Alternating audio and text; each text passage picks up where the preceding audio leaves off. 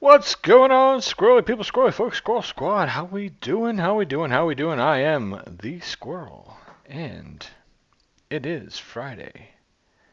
Matter of fact, it's Four Ronnies Friday, and I got a couple of things lined up for you. This one here is the Archaeological lecture. First time here, hit the subscription button because we're about to watch the Archaeological lecture. The Archaeological lecture. Blah blah blah. Here we go. Happy Friday.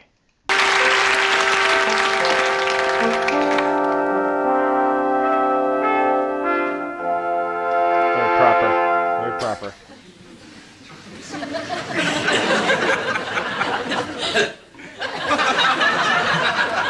Remember last time we explored the fossilized horse droppings of Mesopotamia? And we were able to deduce from their shape, frequency, and general condition that King Solomon had at least 3 more concubines than he could handle in a leap year. Today we turn to the Orinoco Basin in the pre-Jurassic menopause. A place where until recently the hand of man had never set foot. Here is a model in plasticine, naturally because it's a plasticine period, showing how America and South Africa and Finland were joined together before they were thrown apart by a giant pre-Jurassic volcanic belch.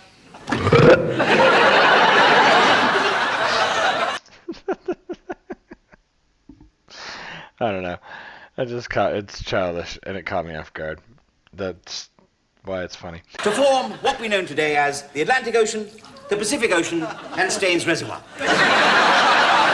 It's my belief that just before the 2 continents parted, a giraffe was standing on this very crack with 1 foot on one side and 3 feet on the other. How do we know this? Because we found half a giraffe in South Africa, half a giraffe in Finland, and this bicycle wheel in Staines Reservoir. Now here we have a map of the Pernambuco Trench as it was at the time of King Popocatepetl the 19th. And what does this tell us? It was here that we discovered the most significant find of our dig so far. Lice in the beds. Archaeology can be found. Now here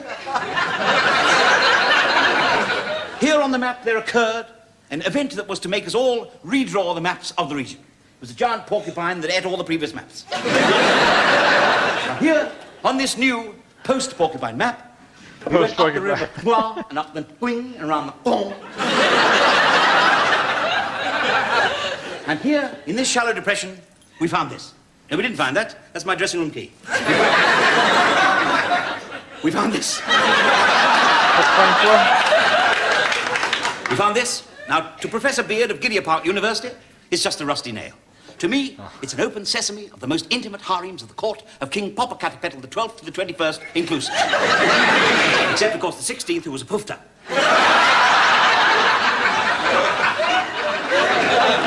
What other evidence have... Is this some kind of local slang or local accent that he uses right now? Because obviously it's, it's kind of like that.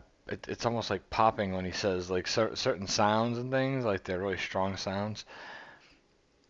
I don't know. I feel like it's like a dialect or something. What have we got? Well, what is this?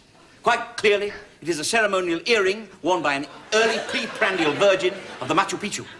She went on her way, quite naked, to take part in the ceremony of the consummation of the sun god Squib and the opening of the anteater shooting season.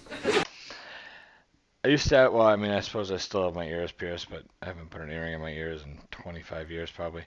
But I had my ears pierced when I was younger, and I was always afraid of catching an earring on a shirt when I was putting it on, or I don't know.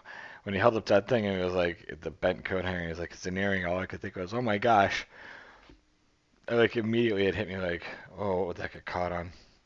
So weird. I haven't worn earrings in so many years. It's so strange I thought of that.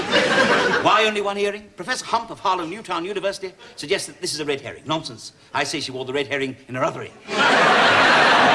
Here is an artist's reconstruction of a young preprandial virgin wearing her ceremonial regalia. There she is.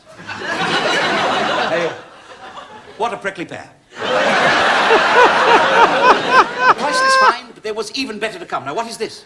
Professor Heap of Basildon University states that this is part of David Bellamy's tent from the 1973 expedition, when he was accompanied by Magnus Pike, Terry Wogan, and a gorilla. Professor Mound of Clacton University says bucket. Now, it's not part of a tent, it's not part of a canvas bucket, it is no less than King Popocatepetl jockstrap. Or as Dr. Spooner would say, King Jockopattle-Wettle's pop trap. Now, the point is, how was it held up? Elastic was unknown. Chewing gum was unheard of. Indeed, unchewed. Except for the inhabitants of a pre-Iron Age tribe of hunters and potters confined to a small area in the southeast, now known as Surbiton. Now, this, which Professor Heap thinks is a guy rope, was clearly the world's first and most primitive suspender. Its failure is self-evident. How then did the king hold it up? He held it up with the nail. It all fits in, you see. But the nail fell out, and the naked king cavorted with his naked virgins, clad only in their earrings and their herrings. Now, how can we conjure up this picture of writhing naked bodies glistening with sweat from these few relics? Is it the wondrous science of archaeology, or should I be back on the tablets? Perhaps back we'll on never the tablets, Next Ronnie. week, Back on the moss-covered tablets. bulldog clip and initiation orgies among the South Atacama virgins, live from the car park at the back of Tesco's. Good night.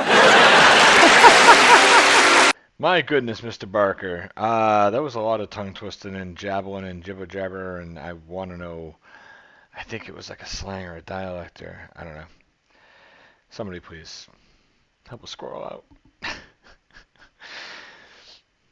Quite the story. Quite the story. I love how he ties it all in together at the end with the nail. It's perfect. Obviously, it's a jockstrap. A little all over the place for me, but I did enjoy the little story and the tie-in. And that's the one that I got for this week, folks. Kind of dug under some rocks and pulled that guy out. I hope you enjoyed it. I hope it was one you haven't seen in a long time or never seen before. And I hope you enjoy the one that I have coming up for the second part of today. I will get to getting that together pretty soon for you guys. And I will see you guys in the comment section tomorrow or the next day, or I don't know. We'll be seeing you very, very soon, though. You guys have a great day. I'll catch you in a couple hours. Squirrel out.